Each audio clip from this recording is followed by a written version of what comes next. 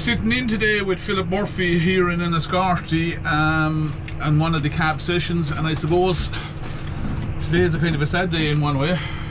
Today is the day Philip hangs up his boots. After how many years, Philip? 25. 25 years with TFM. 25 years with TFM, yeah. Well, obviously there was a bit of a change in the middle of all of that, but I'm going to bring you back a little bit further. What's your background before you came in the gates of TFM? What were you doing before that?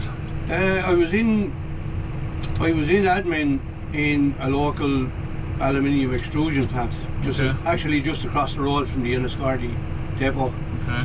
And before that, I was a maintenance fitter in the same plant, but I hurt me back, and that led me into the admin side of things, and I was just responsible for setting up stores and just generally running the admin side of the maintenance department in the plant. So you're not completely immune to playing around with a few machines and the whole mechanical game and what it demands out of that. Oh no, you could be stopped up today, and tomorrow you could be things could be sailing through. Yeah. So you made I'm well used to a toolbox. Yeah, you made the jump in the gate then to Tom and Kay, of course, were here at that time here in Enniscorthy at the time. Right, yeah. On it. Yeah. And you started straight into admin there, did you? Yep, straight into admin. So although the wrinkle in that was around that time before the time I was due to start, it was the outbreak of foot and mouth at the time. Right. So the move got delayed by a few months until that whole situation cleared up and everybody got the all clear. Very strange time. To be able to move around, it was scary. It was to see the effect, especially when you saw in the UK. Yeah, the things that went on. The culling that was taking place over there. So luckily we escaped. Mechanic that time. Yeah. It's not today or yesterday now. We're going back a good 25 years on that one. Follow. Definitely.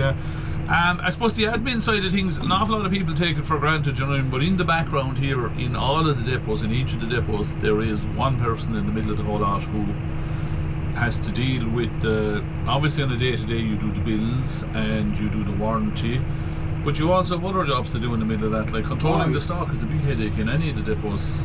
Yeah, moving so quick. Well, in the early years it wasn't quite so hectic, because obviously the stock of machinery wasn't there, and at the time I joined, there were only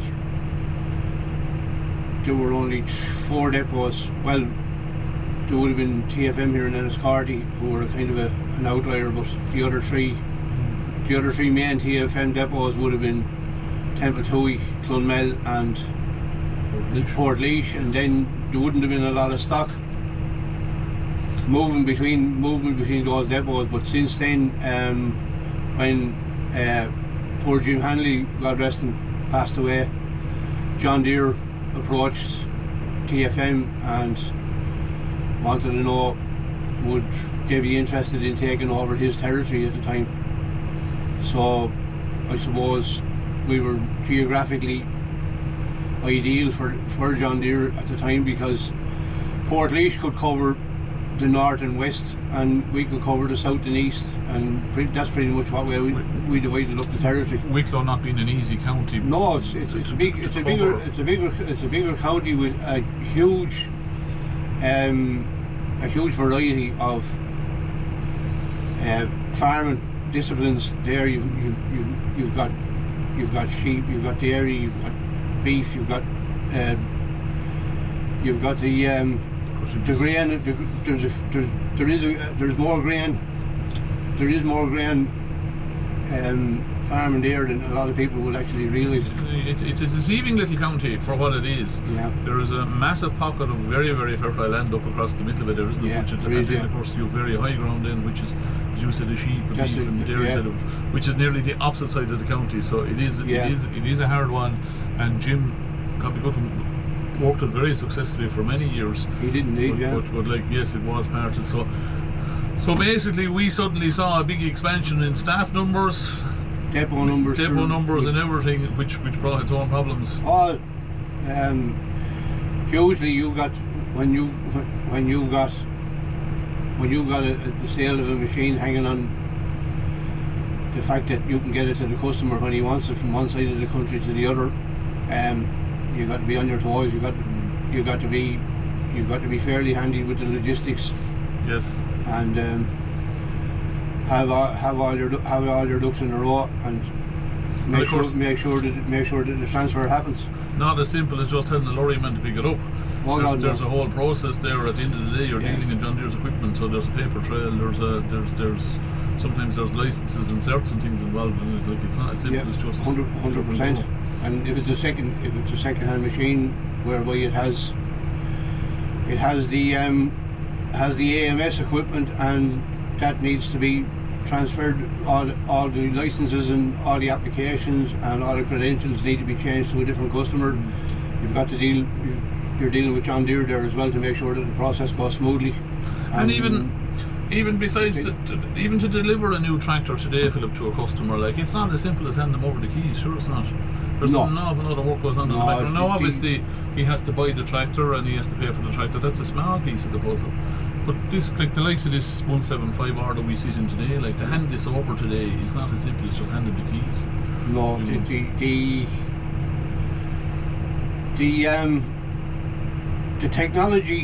the technological advances that have been made over, I'd say, even just the last 10 years, have been quantum leaps with regard to basically even how the tractor operates. And at one of our open nights, I was talking to a customer, and while he appreciated the improvements with the operation of the machinery with the new technology, he said it was getting harder and harder to be able to get operators that he could trust to operate the machinery without causing any damage or injuring anyone. And he was saying you just can't rock up to the local secondary school and give Johnny a couple of days off because you want him to draw silage. It doesn't happen anymore. You need a skilled, experienced operator to operate these machines. Sitting at the steering wheel is only a small part of it. With the AMS and the auto steer, you're pretty much redundant. You're only the operator basically is there as a fail-safe, just in case. If he can use that side of it, he can actually operate without a steering wheel, can't he? At this stage, so he can. As a matter of fact, the trials are ongoing now, and I believe that they're on the cusp. John Deere on the cusp of releasing the autonomous tractor. It's funny now, we've done a couple of interviews in the last few days, and especially with you guys here in Enniscorthy, and autonomy is the buzzword. Now, I suppose Wexford traditionally has always been one of the more advanced counties when it comes to technology. The grain men down here and the coming down here are always at the cutting edge of what's going on when they're buying machinery. And it's funny to hear the word autonomy being used with everyone that has sat in that seat in the last few days. Autonomy has been rolling off the tongue, and it is. You're 100% right. That's what's coming. Yeah. So, talk to us a little bit, Philip, about you came in here in we'll say the tail end of the noughties at the start, the turn of the century. We might as well show our age here, the pair of us. The turn of the century, like you've seen some changes. In like we've talked about the technology and things, but even in the likes of training and stuff for staff and stuff, like you've seen serious changes. Yeah. Oh yeah, fierce changes all year. The John Deere, to be fair to John Deere and as a John Deere as a brand, and TFM as a dealership, like both of them have invested hugely in training. Every new product that comes out, you've got to have so many technicians that have done the relevant courses before they'll actually allow you to sell a particular machine. Just in the last couple of years now, our apprentices have attended the John Deere or the Pro VQ Training Centre, which is in partnership with John Deere to provide the training for the technicians and to produce basically high quality people that will be well capable of looking after the machine, whatever machine is produced So by John Deere. So that is that's a huge investment, both from the dealership and the brand as well. So yeah. to break that down into layman's terms, I suppose not all of our technicians now train through the Irish FOSS stroke Sulla system. John Deere have come on board and started to develop their own course, and basically to help get the technicians up and keep them up at the speed and at the level of technology that's there now. It's a more condensed course. It's you talk to the lads that have done it, it's heavy going, but it is for anyone that wants to really push on the technology side of things. Like, they've had to go and develop their own course because it's moving that quickly. They've come on board to do it. Other days, like, I started out my career as an apprentice. I left school in what was then after the Intercert. I left school as soon as I was 16. I got an apprenticeship and I started from there, and it was the old style. You were partnered with a senior fitter, and he was responsible for your development. But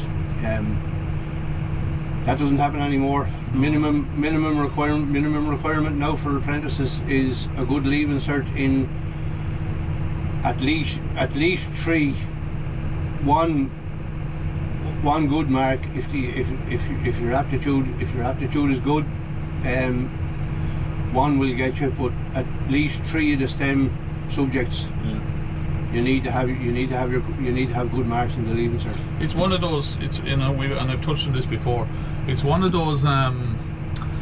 It's one of those trades that you're constantly training in.